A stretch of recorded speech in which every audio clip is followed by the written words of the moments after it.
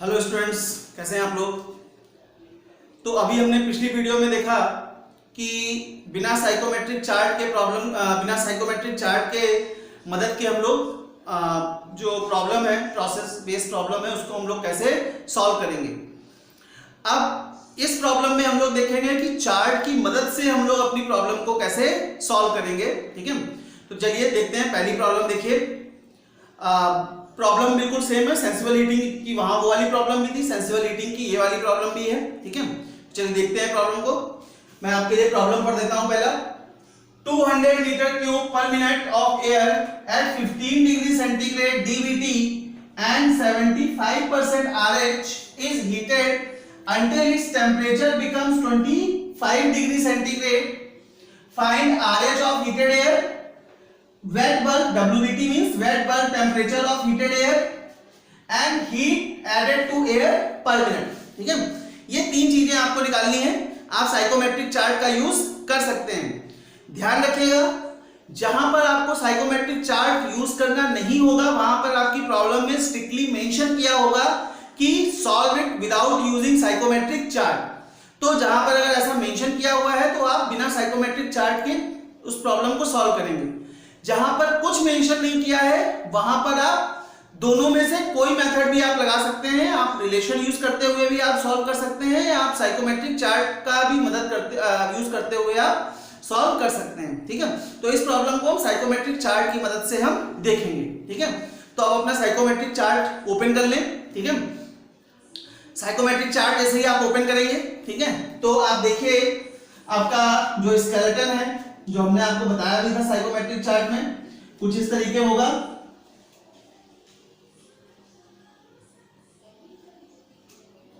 इसमें ये आपका एंथैल्पी लाइन है। ठीक है, ये आपका DVT होता है। This is specific humidity. इतने की हमें जरूरत है तो हम बहुत ज्यादा चीजें नहीं लेते हैं इसमें। ठीक है, ये हो गया हमारा। अब सबसे पहला इसमें हम पहला पॉइंट मार्क करते हैं। हमें TdV1 हमें दिया हुआ है। TdV1 is 15 degree centigrade and RH हमारा दिया हुआ है 75%। तो आप देखेंगे TdV1 आपका 15 डिग्री सेंटीग्रेड कहीं यहां पर होगा। ठीक है, ये हो गया आपका 15 डिग्री सेंटीग्रेड, ये आपका TdV1 हो गया। ठीक है, और जो आपकी कर्व लाइन जा रही होंगी इस तरीके से, इसके करस्पॉन्डिंग आप देखेंगे जो 75% वाली लाइन होगी, ये आपकी करीब 75% वाली लाइन होगी। सीधे स्केल के थ्रू आप इस पे ले जाकर के इसको कट करेंगे तो ये आपका पहला पॉइंट आपका मिल जाएगा। This is first point. ठीक है, 75% RH और TdV1 के करस्पॉन्डिंग आपको पहला पॉइंट मिल जाएगा। सेंसिबल हीटिंग है तो इसमें आपका जो स्पेसिफिक ह्यूमिडिटी है वो आपकी कांस्टेंट रहेगी। तो पहले पॉइंट के करस्पॉन्डिंग अगर आप स्पेसिफिक ह्यूमिडिटी आप देखें तो आपकी कहीं यहां पर आएगी, दैट इज W। अब TdV2 जो आपका फाइनल टेम्परेचर हो जा रहा है 25 डिग्री सेंटीग्रेड, आप यहां पर कहीं मार्क कर लीजिए, ये आपका TdV2 होगा। ठीक है, और इसको सीधे ऊपर ले जाइए और जो स्पेसिफिक ह्यूमिडिटी की लाइन आपने खींची है उस पे आप कट कराइए, ये हो जाएगा आपका पॉइंट 2। तो ये 1 से 2 हो गई आपकी प्रोसेस लाइन। ठीक है, अब इस 2 पॉइंट के करस्पॉन्डिंग आप देखिए कि RH की लाइन कौन सी है। ठीक है, जो आपकी RH की लाइन इस 2 पॉइंट से कट करती हुई जा रही होगी, ठीक है, वो आपका पहला पॉइंट हो जाएगा RH ऑफ हीटेड एयर। ठीक है, तो यहां पर जो हम देख रहे हैं दैट इज अप्रोक्सीमेटली 41%। आपका थोड़ा सा वेरी कर सकता है। ठीक है, अगर आप एग्जैक्ट देखेंगे तो हो सकता है आपका 40% 45% के बीच में आपका आंसर कुछ आएगा। ठीक है, तो वो आप उतना मैनेज कर सकते हैं, उतना हम देख सकते हैं। 40 से 45% के बीच में आपका आंसर रहेगा उसका। ठीक है, यहाँ पर एग्जैक्ट आंसर की अगर हम बात करें तो 41% आ रहा है, तो पहला पॉइंट हो गया। देन नेक्स्ट कह रहा है wet bulb of heated air. Wet bulb मैंने आपको देखना बताया था। आप इसके करस्पॉन्डिंग सीधे ये वाली लाइन यहाँ पर ले जाइए, जहां पर ये कट कर रहा है इस सैचुरेशन कर्व को, वो आपका वेट बल्ब हो जाएगा। This is TWB2। ठीक है, तो ये आपका इसमें जो आ रहा है दैट इज 16.1 डिग्री सेंटीग्रेड। ठीक है, that is 16.1 degree centigrade. Then next heat added to air per minute की अगर हम बात करते हैं तो ये उसी तरीके जो पिछला फॉर्मूला आपने देखा था, heat added to air per minute, this will be MA H2 minus H1। अब H2 H1 देखने के लिए इसी को हम सीधे ले आते हैं यहां पर, दिस विल बी H1 और इसको ही हम सीधे ले जाते हैं यहां पर, दिस विल बी H2। ठीक है, तो इसके इस एंथैल्पी लाइन पे आपका H1 आ जाएगा।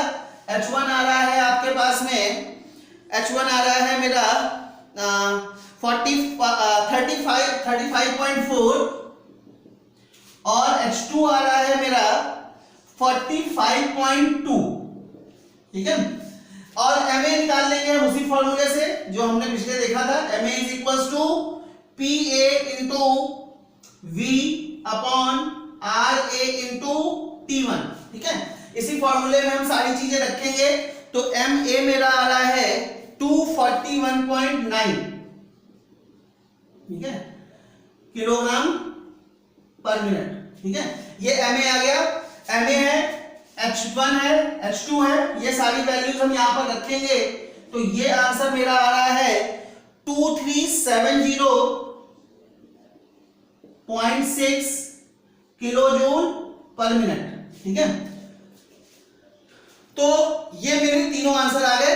पहला RS जो आया दैट इज 41%, TWB2 जो आया that is 16.1 degree centigrade wet bulb, और heat added to air per minute that is 2370.6 kilo joule per minute. ठीक है, तो ये आपने देखा।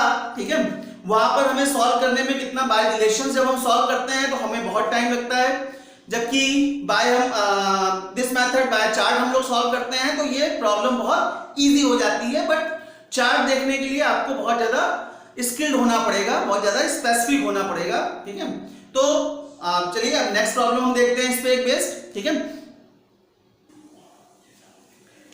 तो देखिए नेक्स्ट प्रॉब्लम है, ये प्रॉब्लम मैं आपको बता देता हूं, वैसे कूलिंग विद डीह्यूमिडिफिकेशन की है, बट आइडेंटिफाई कैसे करेंगे जो मैंने आपको बताया, तो वो आइए हम देखते हैं।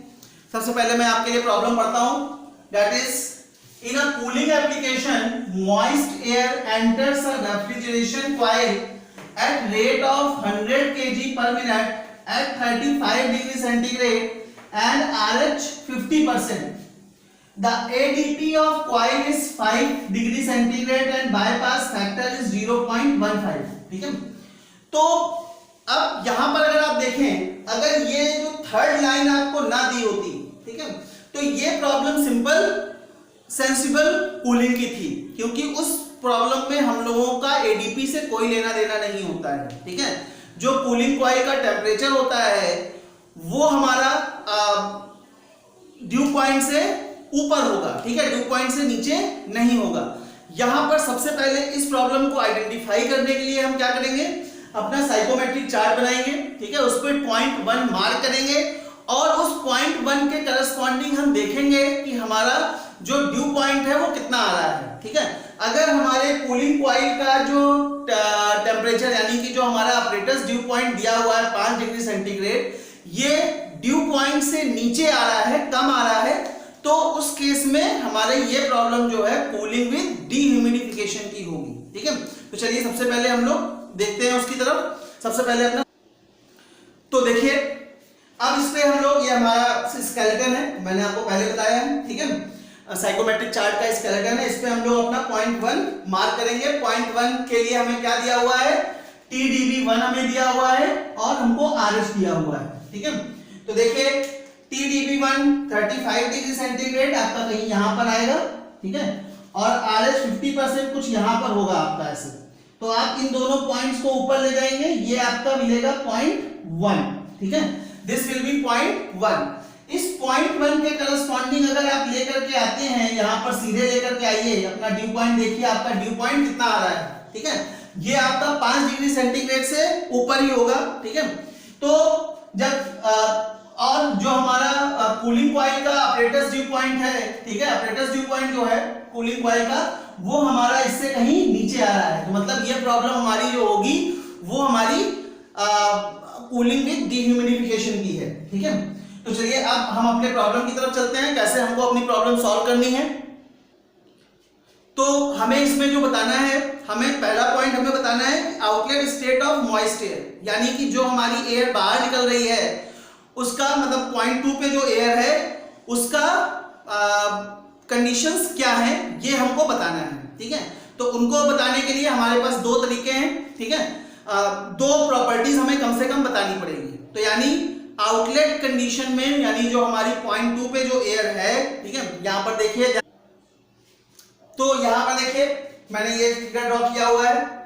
हमारी पॉइंट 1 पे एयर एंटर कर रही है, उसकी हमें कंडीशंस दी हुई है। 35 डिग्री सेंटीग्रेड हमारा ड्राई बल्ब टेम्परेचर दिया हुआ है, 50% हमें आरएच दिया हुआ है। जो पॉइंट 2 पे हमारी एयर निकल रही है, हमें ये दो चीजें उसकी कैलकुलेट करनी पड़ेगी, TdV2 and RH, outlet conditions को बताने के लिए। आप कोई भी दो प्रॉपर्टीज आप कैलकुलेट कर सकते हैं, बट सिंस यहां पर हमको ड्राई बल्ब टेम्परेचर और RH ही दिया हुआ था, तो हम सेकंड पॉइंट पे भी ड्राई बल्ब टेम्परेचर और RH ही बताने की कोशिश करेंगे, ठीक है। तो ये हमारा पॉइंट 1 यहां पर मार्क हो चुका है, ये हमारा TdV1 दिया हुआ है और RH दिया हुआ है, ठीक है।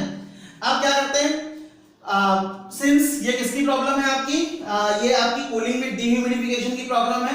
आपका RH जो है वो आपका 50%, इसको हम कुछ इस तरीके लेके चलते हैं, ठीक है। आपका कहीं यहां पर ऐसा होगा ये, ठीक है। अगर आप इसको ध्यान से मार्क करेंगे तो आपका कुछ इस तरीके आएगा, ये आपका पॉइंट 1 आएगा, ठीक है। एग्जैक्ट जब आप अपने साइकोमेट्रिक चार्ट पे मार्क करेंगे, सिंस साइकोमेट्रिक चार्ट को मैं यहां पर नहीं दिखा सकता हूं, तो अभी इस वजह से एग्जैक्टली नहीं आ रहा है। अब अपनी प्रोसेस लाइन पे अगर आप जाएं तो आपकी प्रोसेस लाइन कुछ 5% आपका यहां पर कुछ आएगा, 5 डिग्री सेंटीग्रेड कुछ यहां पर आएगा, तो आपकी प्रोसेस लाइन कुछ ऐसी बनेगी, इस तरीके आपकी प्रोसेस लाइन होगी, स्ट्रेट लाइन होगी ये।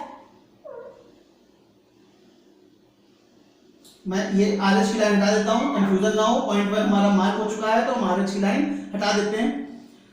इसको हम सीधे 5 डिग्री सेंटीग्रेड से हम मिलाने की कोशिश करते हैं। जब आप स्केल रख करके सीधे मिलाएंगे तो आपका आसानी से मिलेगा, कुछ इस तरीके मिलेगा आपको, ठीक है।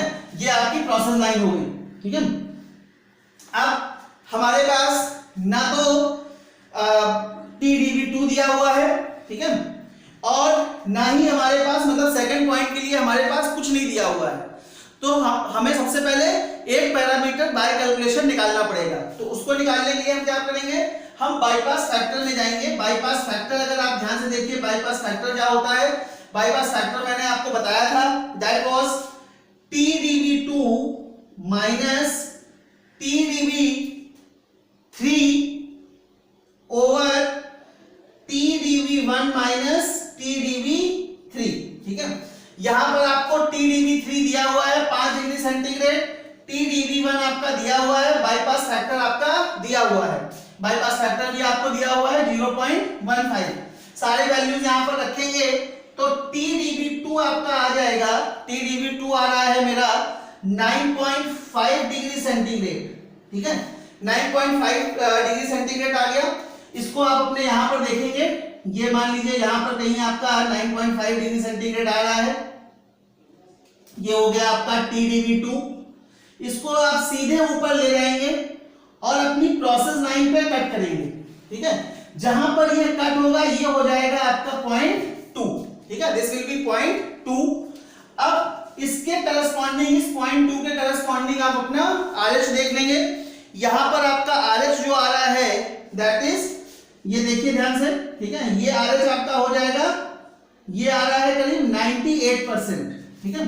मैंने आपको बताया था कि इधर 0% और ये वाला आपका 100% होता है, तो इसके आसपास ये आपका करीब 98% आएगा जब अपने आप साइकोमेट्रिक चार्ट पे देखेंगे।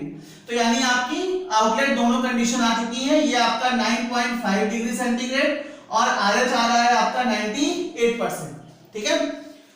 अब नेक्स्ट हमारी बात है कूलिंग कैपेसिटी हमको निकालनी है। तो कूलिंग कैपेसिटी निकालने के लिए हमें क्या करना पड़ेगा, कूलिंग कैपेसिटी जो होती है हमारी that is again cooling capacity that will be given by m.A into H1 minus H2, क्योंकि कूलिंग हो रही है, ठीक है। तो MA आपको डायरेक्टली दिया हुआ है और H1 H2 निकालने का वही तरीका, दोनों पॉइंट्स को आप सीधे इधर ले जाकर के आप इस पे मार्क करें। ये हो जाएगा आपके पास H1, ये हो जाएगा आपके पास H2। तो यहां पर जो H1 आ रहा है आपका दैट इज 81 और H2 आ रहा है आपका 28। MA आपको ये दिया हुआ है, ये सारी वैल्यूज आप यहां पर रख दीजिए, ठीक है। सिंस हमको ये टन्स में निकालना है तो टन्स में निकाल ये इसको कैलकुलेट करके आप, ठीक है, केजी पर मिनट में दिया हुआ है, इसको आप कर लेंगे 100 divided by 60 into this 81 minus 28। इसको सॉल्व कर लीजिए और इसको पूरे को सॉल्व करने के बाद में आप अपने 3.5 से इसको जो भी आपका आंसर लेट, इसका आंसर आता है A, ठीक है। इस A को आप 3.5 से मल्टीप्लाई कर देंगे तो ये आपका टन्स में कन्वर्ट हो जाएगा, ठीक है। तो ये आपका पूरा सॉल्व होके आएगा, दैट विल बी सॉरी 3.5 से डिवाइड करेंगे, A डिवाइडेड बाय 3.5 से आप डिवाइड करेंगे तो ये पूरा आ रहा है आपका आंसर विल बी 22.7 टन्स, ठीक है, 22.7 टन्स, ठीक है। तो ये हो जाएगा आपका second answer, cooling capacity of coil in TR, ठीक है। तो चलिए यही तक रखते हैं इसको। मैंने आपको इससे पहले वीडियो में मैंने आपको विदाउट चार्ट सॉल्व करना बताया और इसमें विद चार्ट सॉल्व करना बताया। कोई आपको डाउट हो तो आप कमेंट सेक्शन में जाकर के मुझसे पूछ सकते हैं। Thank you.